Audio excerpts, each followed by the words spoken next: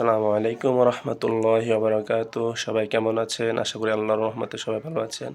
আপনাদের সামনে নতুন আরেকটি ভিডিও নিয়ে উপস্থিত হয়েছি। এই ভিডিওর মাধ্যমে আমরা আপনাদেরকে জানাতে চাই রাসূলুল্লাহ সাল্লাল্লাহু আলাইহি সাল্লাম আরও কী দোয়া নামাজ শেষে পড়তেন, সালাম ফিরানোর পরে পড়তেন। হযরত আবু হুরায়রা রাদিয়াল্লাহু তাআলা আনহু হতে বর্ণিত, তিনি বলেন, একবার গরিব মুহাজিরগণ যারা অসহায় ছিলেন রাসূলের সাথে হিজরত করে মদিনায় আসছেন, সাথে কিছু নিয়ে আসেন না, ওরা গরিব ছিল। তারা রাসূলুল্লাহ সাল্লাল্লাহু আলাইহি ওয়াসাল্লামের দরবারে এসে বলছেন, ইয়া রাসূলাল্লাহ, সম্পদশালীর লোকেরাই তো উচ্চ মর্যাদাসমূহ ও স্থায়ী কল্যাণসমূহ নিয়ে গেলেন। রাসূলুল্লাহ সাল্লাল্লাহু আলাইহি ওয়াসাল্লাম বললেন, এটা কেমন কথা বলতেছো তোমরা? তখন তারা বললেন, তারা আমাদের মতো নামাজ পড়েন, আমাদের মতো রোজা রাখেন, কিন্তু তারা দান সদকা করেন আর আমরা দান সদকা করতে পারি না। তারা দাস দাসী মুক্ত করেন আর আমরা সামর্থ্যের অভাবে দাস দাসী মুক্ত করতে সক্ষম হই না।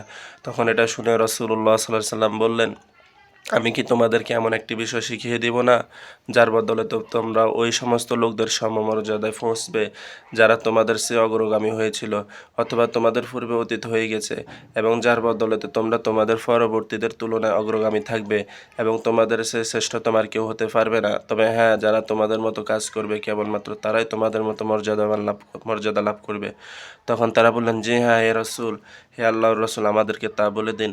রাসূলুল্লাহ সাল্লাল্লাহু আলাইহি সাল্লাম বললেন, তোমরা প্রত্যেক নামাজের পরে ৩৩ বার সুবহানাল্লাহ, ৩৩ বার আলহামদুলিল্লাহ, ৩৩ বার আল্লাহু আকবার এই দোয়াগুলো পাঠ করবে।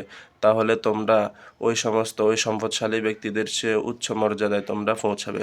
তখন একজন সাহাবী, অর্থাৎ যিনি আবু সালেহ নামে পরিচিত, তিনি আসি বললেন, একদিন দরিদ্র মুহাজিরগণ রাসূলুল্লাহ সাল্লাল্লাহু আলাইহি ওয়াসাল্লামের দরবারে এসে বললেন, রাসূল, আমাদের ধনী ভাইগণ এটা শুনেছেন এবং তারাও এরূপ আমল করতে শুরু করেছেন।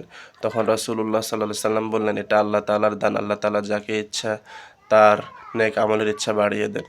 এটা নিয়ে তোমাদের হিংসা করার কোনো বিষয় নয়, তোমরা এই আমল করতে থাকো।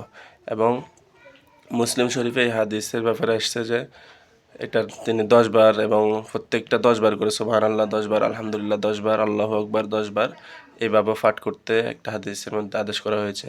আর বুখারী শরীফের মধ্যে প্রত্যেকটা ৩৩ বার করে পাঠ করার জন্য বলেছে।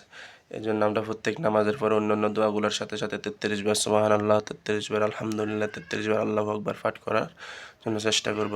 এতে আমরা দান সদকা করতে না পারলেও ওটার সওয়াব আমরা পাবো।